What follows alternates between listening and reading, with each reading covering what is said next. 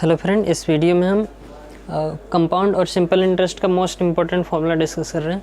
इसके previous video में हमने डिफरेंस और रेशियो का फार्मूला देखा था, फिर उसके बाद इंस्टॉलमेंट का फार्मूला और उसका प्रूफ भी देखा था। इस वीडियो में कुछ एडिशनल फार्मूले हैं, जैसे कि P = AT² / A1², और यहाँ पे P = SI, फर्स्ट ईयर के SI उसका स्क्वायर बाई SI और CI के डिफरेंस का स्क्वायर 2 साल का।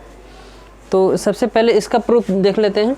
P = A2² / A1², ठीक है। तो हमें पता है ये बेसिकली ये कंपाउंड इंटरेस्ट के लिए है। तो हमें पता है कि जो A2 होता है 2 साल का अमाउंट, ये P × 1 + R/100 whole to the power 2 हो जाएगा। ये 2 साल के अमाउंट का फार्मूला है, ठीक है। अब इसी तरीके से 1 साल के अमाउंट का फार्मूला अगर लिखना है तो A1 = P × 1 + R/100 का 100 टू द पावर 1 हो जाएगा। अब यहाँ पे क्या है, प्रिंसिपल लाने के लिए हम RHS से सॉल्व कर रहे हैं, ठीक है। इसके RHS को सॉल्व करेंगे तो RHS में हमारे पास A2 का स्क्वायर है अपॉन में A1 है, ठीक है। तो A2 कितना हो जाएगा यहाँ पे, P 1 + R/100 होल स्क्वायर, इसका होल स्क्वायर हो जाएगा अपॉन में A1 का मतलब P × 1 + R/100 हो जाएगा।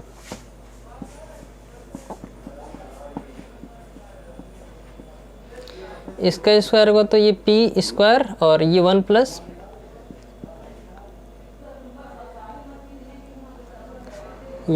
R/100 का होल टू द पावर 4 हो जाएगा। और नीचे हमारे पास P × 1 + R/100, सॉरी यहाँ पे एक्चुअल में A1 होना चाहिए, ठीक है। और नीचे हमारे पास A2 होना चाहिए, तब ये फार्मूला आएगा, ठीक है। तो यहाँ पे हम A2 नहीं लेंगे, A1 लेंगे, ठीक है। और नीचे A2 रहेगा। तो A1 जब लेंगे तो A1 के फार्मूले पे तो यहाँ पे तो पावर 1 ही रहेगी, तो यहाँ पे ओवरऑल हमारे पास स्क्वायर आ जाएगा, ठीक है। और नीचे A2 के लिए हमारे पास P × 1 + R/100 का होल स्क्वायर, तो ये वाला पूरा फैक्टर इससे कट जाएगा और P से P भी कट जाएगा। तो हमारे पास A1² अपॉन A2 = ये P आता है। तो अगर हमें प्रिंसिपल निकालना है और 2 साल का अमाउंट दिया है केवल, और रेट और टाइम, रेट के बारे में कोई इन्फॉर्मेशन नहीं, ठीक है। तो वहाँ से हम प्रिंसिपल निकाल सकते हैं इन दोनों अमाउंट के हेल्प से। फर्स्ट ईयर के अमाउंट का स्क्वायर कर देंगे और सेकंड ईयर के अमाउंट से उसको डिवाइड कर देंगे तो हमको प्रिंसिपल आ जाएगा, ठीक है। अब ऐसे ही ये वाला फार्मूला देखते हैं, इसका प्रूफ देख लेते हैं, ठीक है। तो इसका प्रूफ देखेंगे तो SI हमें पता है कि फर्स्ट ईयर का जो SI होता है ये PRT/100 होता है, ठीक है। और डिफरेंस का फार्मूला हमने प्रीवियस वीडियो में प्रूफ किया था, डिफरेंस रेशियो, और फिर उसके बाद इंस्टॉलमेंट के फार्मूला का भी प्रूफ देखा था। तो डिफरेंस का जो फार्मूला होता है 2 साल का जो डिफरेंस होता है CI और SI का, 2 साल का CI और 2 साल का SI का जो डिफरेंस होता है वो फार्मूला आता है P × R/100 का होल स्क्वायर, ठीक है। तो यहाँ से जो D2 आ जाएगा हमारे पास, ये P × R/100 का होल स्क्वायर हो जाएगा।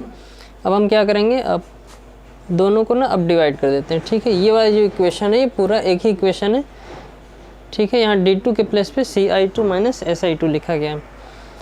तो हम बेसिकली RHS को सॉल्व कर लेते हैं, इसका RHS को, ये वाली जो इक्वेशन है इसके RHS को सॉल्व करते हैं, ठीक है। तो RHS में क्या है, SI 1 साल का SI का स्क्वायर, जैसे यहाँ पे 1 साल का अमाउंट का स्क्वायर था वैसे यहाँ पे 1 साल के SI का स्क्वायर होता है, और यहाँ पे दूसरे साल का अमाउंट होता है, और यहाँ पे 2 साल के CI और SI का डिफरेंस होता है। तो यहाँ पे D2 लिख सकते हैं, ठीक है। SI1 का स्क्वायर मतलब PRT/100, इसका स्क्वायर कर देना है, और नीचे हमारे पास क्या रहेगा, P × R/100 का होल स्क्वायर रहेगा, ठीक है। अच्छा, यहाँ पे आप देखिए तो PRT SI1, तो यहाँ पे जो टाइम होगा यहाँ पे टाइम 1 हो जाएगा, ठीक है। 1 साल के लिए टाइम 1 हो जाएगा, तो PRT के प्लेस पे 1 लिख सकते हैं। तो यहाँ पे हमारे पास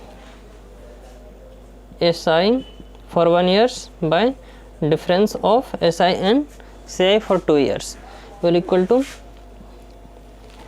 P square upon R by 100 का होल स्क्वायर हो जाएगा, और नीचे पहले से ही P इंटू R बाई 100 ये पहले से ही है, ठीक है। तो ये इससे कैंसिल हो जाएगा, P से P भी कैंसिल हो जाएगा।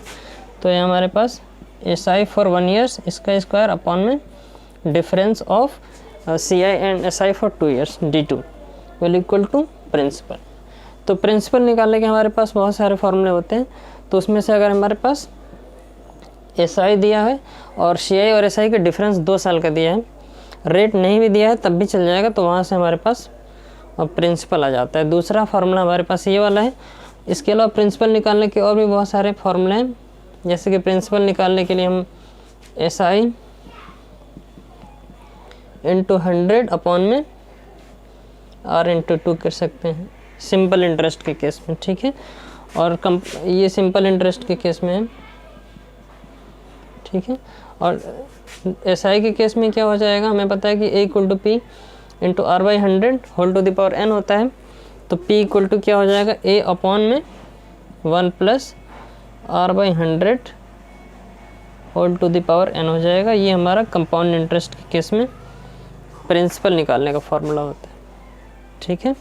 प्रिंसिपल निकालने का एक कंसेप्ट और भी होता है, जैसे अगर हमारे पास कोई रेशियो दिया है रेट परसेंट का, ठीक है। रेट परसेंट का अगर हमारे पास क्वेश्चन में रेट परसेंट दिया होता है, तो उसकी फ्रैक्शनल वैल्यू लेते हैं। पहले मान लेते हैं इसकी fractional value P by Q है, ठीक है। इसकी फ्रैक्शनल वैल्यू क्या है, R की P बाई Q। तो ये जो Q होता है ये हमारा प्रिंसिपल होता है। कंपाउंड इंटरेस्ट के केस में प्रिंसिपल 1 साल का Q की पावर 1 हो जाएगा, Q की पावर 1 1 साल का, 2 साल का स्क्वायर, 3 साल का Q, इस तरीके से। और ये वाला जो अमाउंट होता है ये हमारा इंटरेस्ट होता है, सॉरी ये वाला जो अमाउंट होगा हमारा ये अमाउंट होता है, ठीक है। P 1 साल का अमाउंट, 2 साल का अमाउंट, इस तरीके से 3 साल का अमाउंट।